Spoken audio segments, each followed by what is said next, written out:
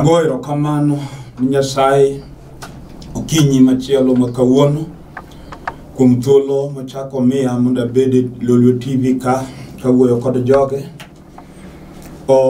En okinyi maber ma Nyasaye oloso mondo achak wawinjre kuom wachne mondiki.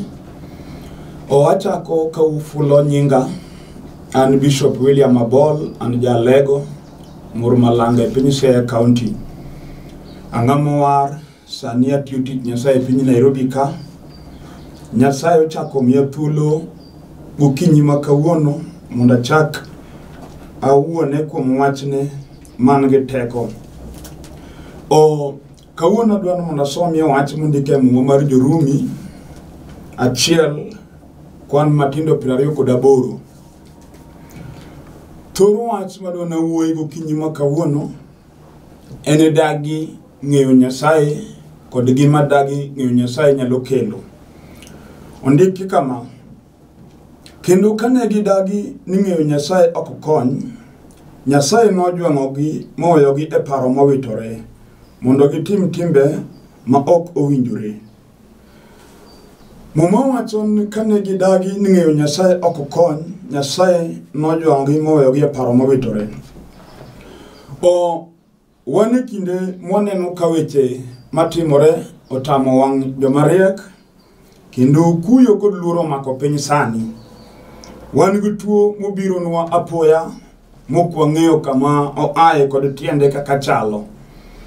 Waneno kendo tuo motamo rieko mar jorieko kendo miyo nyaka ruodhi mag piny obedo kod bok maduong' ahinya.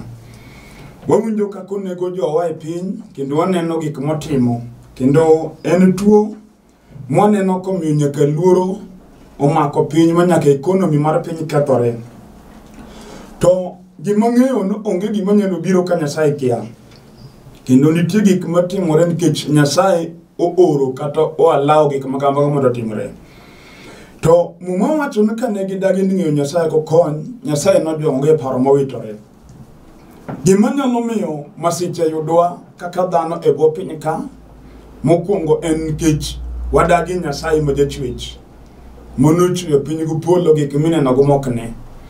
Mae wach manyalo miyo Nyasaye we dala moro miyudo ka dala moro opong' kod chandruok gi masiche gi kuyo kod ywak.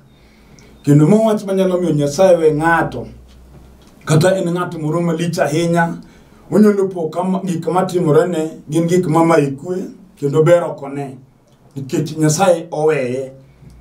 Ka Nyasaye ni kodwa, Nyasaye miyowa ng'wono, Nyasaye miyowa kwe, Nyasaye gwedhowa. To ka Nyasaye oweyowa, masiche gi chandruok nwang'owa. Kendo jasik dhano miluongo ni Satan yudo dhano nikech Nyasaye oweyo dhano. Waneno ka wanie piny ma ndalogi luoro opong'o. Kendo ji mang'eny wuotho ka dawo, ji mang'eny wuotho kod luoro mar tho. Kendo kata king'iyo gik matimore e piny, nyisi adier ni onge ng'ama ong'eyo gima kiny. Kendo ji mang'eny nindo ka luoro ni kodgi. To nitie Nyasaye manochweyo piny, manochweyo gik mineno go mokne, man gi teko, man gi nyalo gi loch. Muma wuoyo kuome ni gik moko te winjo dwonde. En Nyasaye achiel manowuotho kod Musa wuod Abraham kod oganda mar jo-Israel ka gi Misri gidhi e piny Kanaan. Mae Nyasaye manogolo jo-Israel e lwet Farao e twech e piny Misri, ma jok mane sando mane onge mor nobedo thuolo. Kendo en ruoth manoloso yo e dier nam ka yo onge, ma oganda maduong' ong'ado nam ka wuotho kod tiendgi. Kendo en Nyasaye manyalo kelo yo ka yo onge. Okinyi ma kawuono wachak wuoyo kod in ma kod ibet kinena. Seche moko ibet piny gokinyi sani to gik matimre ni oromo chunyi. Kendo adier ionge mor kata kwe. Kendo chunyi ma iye nigi lit ahinya kuom gik mikale kata matimoreni. Wan gi ji modak e ngima mar chandruok ma kamoro amora ma entie onge ber monyalo neno e ngimane. Wan gi joma kata adier modong' duk pesa gin go. Mwandu mar piny ni e lwete. Kata kamano gik matime okalo mwandu gi pesa ma en go. Kendo inyalo yudo ka jachien odiero wuod ng'ato man gi digri kata otiyo ofis maduong' kata en ng'at miluor kigone sarut, to nitie gima nyalo dong' kode e ngimane matame moma ikwe kendo mamiyo seche moko obet mowuok kende kama obetie. Inya yudo ka nitie gima ochung' dichuo ma kata in ng'at ma ji oluoro ahinya to gino to chai gadier. Kendo en gima nyalo sandi ma kata in go pesa ok nyal goli alwete. Kendo en gima nyalo chungo mi bed ng'at ma useless ma kami wuothi nen ikonde ka gima ok in dhano. Kitwan gi joma tuo e mo anege piny. Kendo en gi tuo mang'isi adier ngimane ma kinyonge. Kendo kata tiyo ka chunye ywak. Wacho na loso gik moko bi konya. Kichung'e ndalo ne tine bo piny kaka lawre kod gima omake. Me nyalo dhi kod chuny ng'ato, mir ng'ato timo timbe moko mowinjore ng'ama riek tim. Inyalo paro ni timo kuom herone kata kamano. Kama ngima odhire mogikie kode, omiyo amwan koro tim gimoro amora mondo omiyo othogo. To kinyi ma kawuono nitie Nyasaye mokete studio ka mondo owuo kodi. Kuom wach mineno ka timore no. Me nyalo timore nikech seche moko ji mang'eny obaro gidwar yie kuom Kristo Yesu ma Nyasaye no oro. To ma omiyo Nyasaye no weyo ji mang'eny e chandruok kendo weyo pinje mathoth e chandruok. Omiyo miere mang'eny kuyo duong' e igi. Inya yudo ka dichuo seche moko gokinyi sama wuoyo kodi dije chino seramoni matek e dak mari. Ma kata dhako mani kendo seche moko segolo kuomi midong' kendi kechegi oriembo dhigo. Kiparo gima pogo kindi gi jaodi mikendo be onge. Ena kisran mu ani piny. Seche moko yichen modagi no kinyale kendo medak kod dhako. Omiyo diri setemo kento monwe yaweya. Wan gi dala maduong' manonyuolie ji. Majaduong' kod dayo ni kod nyithindo madongo monego bed ni kata moko sego mier. To dichen no apiny dala no miyudo komako wuoyi maduong' to gimotimo ni wuoyi maduong' emotimo ni wuoyi machogo. Minya yudo ka dala achiel nitie ji mariek man kod pesa kata kamano dhako miluongo ni chiwo e dala no onge. Dichen odagi ni yawuot dala no gikendo. To kata ka gikendo mon mok nyal gero dala. Gina mon ma wigi tek, mon ma ninjas ma onge moro migeno ka dhako man chung dala. Hawi rach dala no yawuot dala no yor kendo adier king'iyo gima wuodi maduong' okendo to chala gima wuodi ma katikati okendo. To kendo no gima wuodi ma katikati okendo chala gima wuodi machogo okendo. Gina mon mok mikwe. Gima timore nyalo tamo wang'i. Mi bende adier kibet piny nyalo wacho adier kara podho. Nyithinda madichugo kara jachino rundo kargi. Kendo en gima nyalo timore ma kata item wuotho kuom ajuoke mag piny moro los dala ni to ok nyalre. Gima kelo mambo wacho ni kane gidagi ni ng'eyo Nyasaye ko kony. Wan gi jomo dagi ng'eyo Nyasaye. Kendo wan gi miere mang'eny manowale timbe mag ajuoke gi timbe mag jochiende.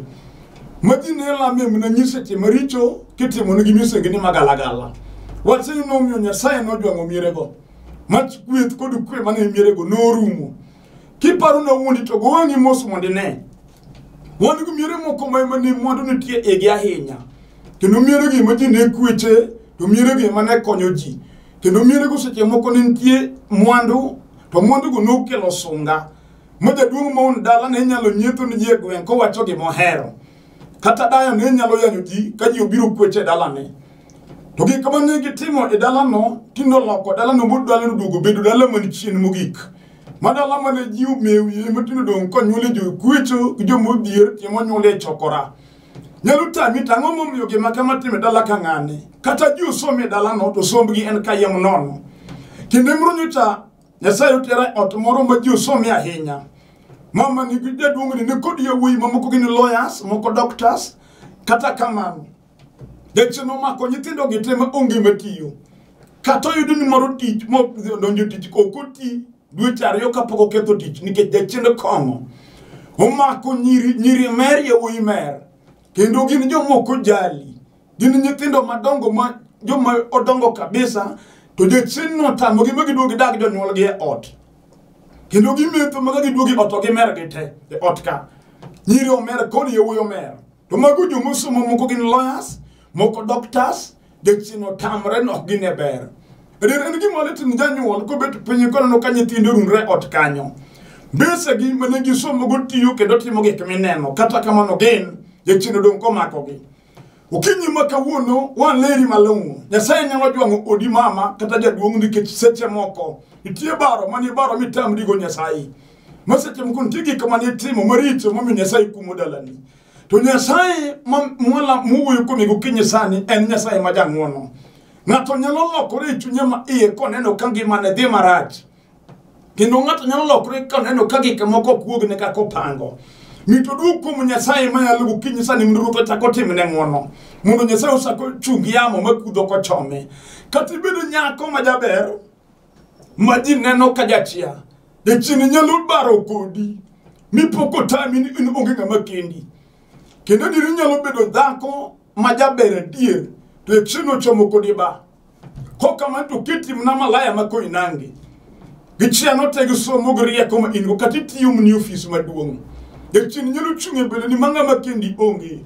Kiromo gde chuti romo kod kisran. Ng'at magala makite rach mok nyal dakgo.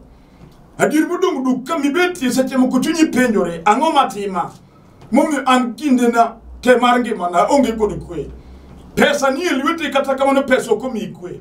Ina nage chandruok adir seche moko nindo kiywak. Wach momiyo ji mang'eny jachien osewuoyo gi chunygi fut ma iye ma jomoko oseng'ado chunygi ni gwan gidere mondo githo.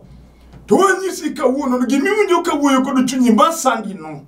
Mamiyo chunyi neno mondo ideri no nitie kama onyalo rume en Yesu wuod Nyasaye. Yema kinyalo chomo go chunyi ma iye gokinyi minena e TV sani. To Nyasaye wanyalo gole gima timi no. Gimomiyo ma etimore en kit ji mang'eny odagi Nyasaye. Kata ji mang'eny kata giwuonde ni gilemo to gilemo ka timbe maricho dak kuomgi. Kendo gin gi weche moko ma iye mag siri ma gitimo ling'. Pondo to gipondo ni gini jomowar. Gipondo ni gini jo kanisa. Gipondo ni gini joma lemo. Kata kamano lembgi no. Nitie tiende moko maricho mamiyo mrimb Nyasaye kumogi. To Nyasaye wuoyo koda gokinyi sani ng'at mawinja nyalo lokore gi chunye ma iye kawuono mondo duog ir Nyasaye. Mondo Nyasaye okeche. Kata bende chino baro kode dichuo morwaki e kong'o. Aderi madho mikiari. Makata gokinyi sama kora wuoyo kod ni ninde changa, ni ninde ba, ni ninde mer. Idugu gokinyi sani kimer kagari. Pesa mane ingili to rume bate idong nono. Wach mumiyo kata nyithindo ni ot semo kata kaka nyithindo konyre onge ka nyithindo chiem onge. Nyithindi kore konya ka gimi onge. Moko kada school fees otamo chulo. Kije chino komo make. Seche moko ji nyalo wacho ni ran ma ji kwani ng'at ma useless. Kendo ji nyalo nene ma dhoko moko mheroni kata kama nitie gima dhiri. Makati ni woni be kong'ono kidware e ngimani. To nitie gima kochopo ni pesa odonjo ni tunyo kariyo mar kong'o idhi. Mipoki se wuok idhi ba to kidonje bati madho te. To kawuono gokinyi nitie Nyasach Israel manyalo warie kong'o mineno kasandi no. Kitwan go kong'o maseche moko ng'ano loko na ng'ato. Mawuod ng'ato noran mondo madh mathoe. Adiri madho makwanyi kininde barabara. Matingi ka musigo kiterie ot. Usipeni penyin ang'o matimi John momi mer kama. Ibedo kotami. Kitibe gima timirini kudo wi. Isedwaro wuok gino tamore kawuono gokinyi Nyasaye moketa mondo wuok kod nege teko kiye kong'o no nyalo weyi gokinyi samine na kibete TV ni. To kata bedo mana lwenje ot. Wan udi makwe onge igi. En dak machalo dak marachuna.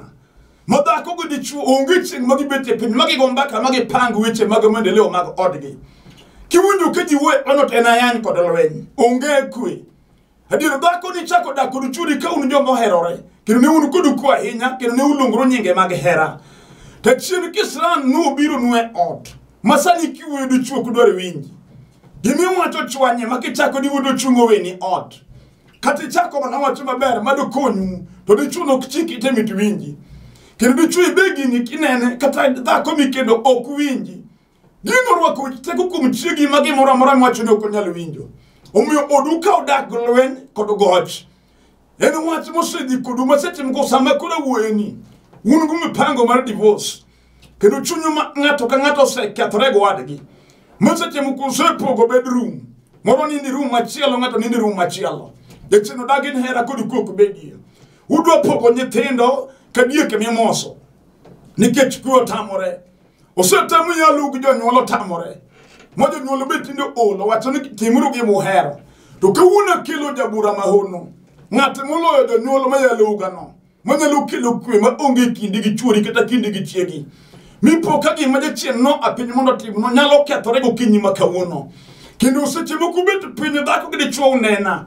gokinyi sani kubete oduka to kuo tamo kawuno nitie nyasaye mabiro lamo nu nyasaye makelo kwe kendo winjo dhako kati amwani do dhi pango odi mano ken solution kech kamidhi pange otno podi chiri chode biro lawi kanyo to gokinyi ni inyalo loso odi ko kalo ko mwach winyo kayalo gokinyi sani manya sai chungu pogruok kod lweny mineno ka dier odi kanyo gima kelo ma jowado en ki seche moko udagi nyasaye injili yalo makielo TV ka TV ro ka jo yalo radio yale e barabara yale crusades ntie chacha se yalo to ji mang'eno dagi kuom nyasaye dhano walo tim jachien e magetimo to mwacho no ka ji odagi ler to mudho nyaka bedie kono kech ne wadagi nyasaye omiyo mudho umowa to ng'ama mudho umo onge gima ber monyalo neno ukinyi ne wuoyo kodi makata bed ni gima timi en gima luwi mni yori yuto mar lweti wan gi joma jo biashara samani chako biashara ne timo maber ahinya kendo ne in kod yuto maber manyo konyi mi konya ka jonyuol to Kisran nusi konie biashara matinde ne Kisran luwi gope maluwi kamitie kendo onge gima wuok ni ohala mane timo mane konyo lokri chandruok mi be penyo na etimo nango what's no myo seche muke seringo iwuotho michomo kuom ajuoke mag piny mondo gimi yadh ohala to there's no free gift ma jachien nyalo miyo ng'ato ng'ata matimo gimoro kod teko jachien en nyaka no chul nengo to nengo mobiro chulo en nengo mapek ahinya koro seche moko ni iwuotho kuom ajuoke gimi yadh ohala kata kamano onge kwe miyudo omiyo seche moko yudo pesa to pesa kodonjo lweti to pesa kea onge gima pesa miyudo konyigo wan gi joma katiti utiye chule msara to msara kodonjo lwete donjo kod Kisran wan gi joma pesa lalo lweti gima ka pesa lalo kia upapa no onge pesa makochako go kwano pesa mane en go gima pesa no timo to kone upenjira ng'oma timore fadhruok kod dhiero ane piny jachien odagi ni gima bero kubede lwete to nyasaye ma nyasacho muma mauno nyalo kod teko ukete studio ka gokinyi sani mondo awuok kodi gimino ko tamo rieko no Yesu wod nyasaye nyale mino ko tamo pache no Yesu wod nyasaye nyale mino ko tamo mondo ma in go no Yesu wod nyasaye nyale mino ko tamo rieko ni kod rieko churi no Yesu wod nyasaye nyale wan go udi uje chiri chodi odonje mino kari chuo wiyo wil kod ode e chene sembe chomo kode koro dhako moro wan gi ng'ato ma jachien ogolo chunye kuom chiege to dhako moro multi molomin gi em jachien omake morwako kuome kendo diriyo ka chiegi mokendi okiwinj wachne kendo dhako machamo mwandu ni en dhako ma bende king'iyo chiama en go be onge kata kamano seche moko no wuothoni mo seche moko no dhi utwi motimi msombane omiyo o control kaka ene modwaro kendo mwandu ni alwete edir kata king'iyo kaka ipuonjo nyathi malaya skul ma nyathino some skul ma nyithindi some nyithino some skul ma nengo no malo to in magi udong ka some skul ne mok nyal kale penj ke jasi godagi uluro ni adiri yor chode omaki udong kodi wach malite ni adiri kineno kamoro rumelo to malachi nyithindi minyuolo seche moko kada skul fees riembo boduoge ot to nyathi malaya to pok no riembe to mwandu ni yima puonji ot ma malaya odakie en ot nengo to chiegi gi nyithindo daki ot moro ma onge kore omaki in musumba chode gino sandi yesbe chunyi ma iye ywak kendo na dir gimitri moko winjore kata kamano kaka yu kanyo tami kauna kelo dwoko ng'at manyalo gole gima timino unyalo yuai oko eliot jasigu momaki matek masandi mama kadala ni ketore nyithindi orane tema onge ma ingo geno kuome gino joma koduoge dala to merte kagirome dala to enelwen wan gidala bichidu kele pogruok ma onge winjruok kendo joma nyuol modhodho thuna chiel gino joma laore ma ng'at mano gisigu kod wadgi kendo kwe onge wachomiyo kata kibet piny ma minno kaka nyithinde timore to mai kwe omiyo wuotho ka chunyi likni kendo winjo ka chunyi no kod parruok momiyo chunyi rami omiyo seche moko kam inena gokinyi sani pressure mari idho to idho nikech stress ma in go kuom nyuol nyithindi miyi stress okinyi ma kawuono akelo Yesu ja Nazareth atego jalo manyalo chungo na ng'ato lweny kata lweny tek jalo manyalo chungo yamo makudho matek mochomo dala moro kata bed yamo mar tho muketo dala moro nyaka ike higa ka higa unego ji Adir kata sani no se ne ko Januari no se ikate dalano. Kendo Samuel somo giko mar dwe mar auchiel ka nyaka ikie ng'ato.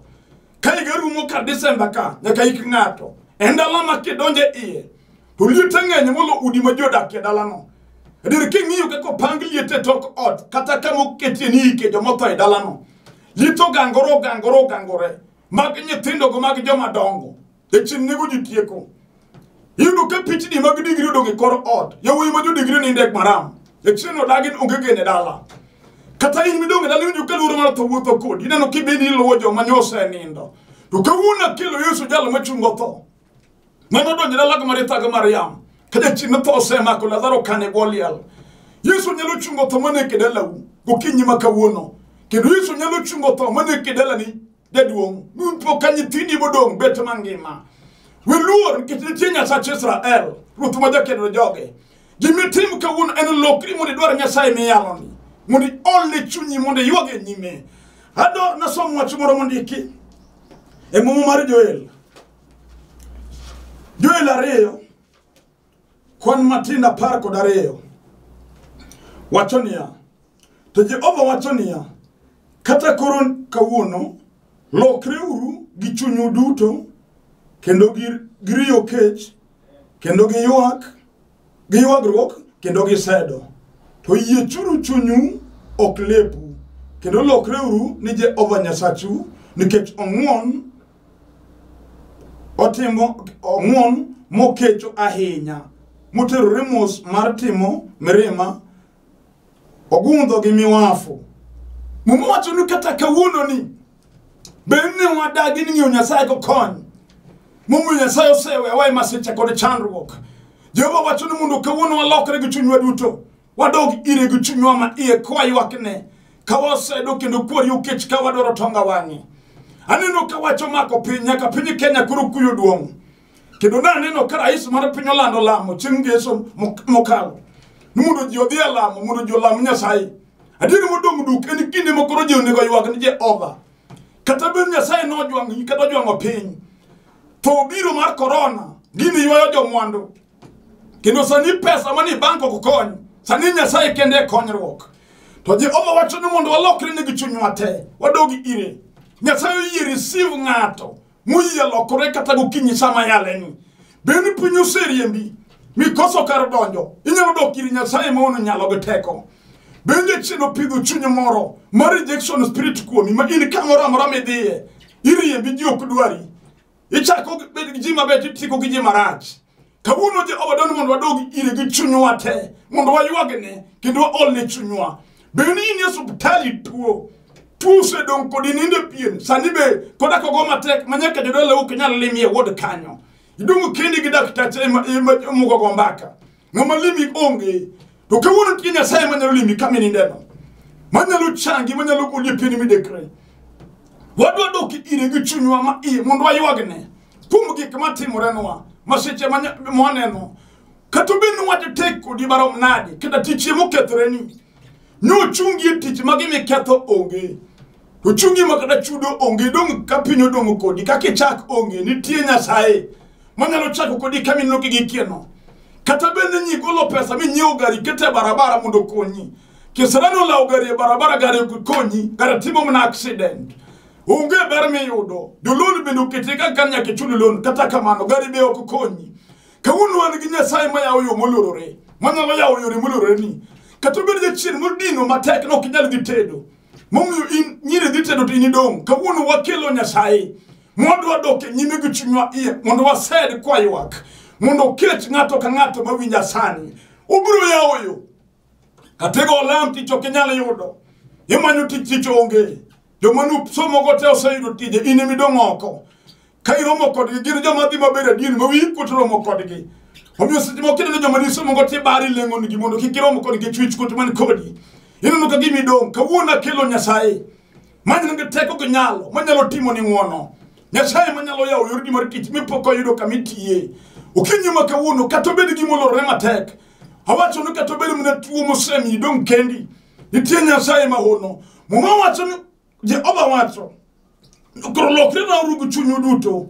To yiech chunyu kik uyiech lepu. Nitie sama ji nyalo dhi nyim Nyasaye gi chunygi ma iye.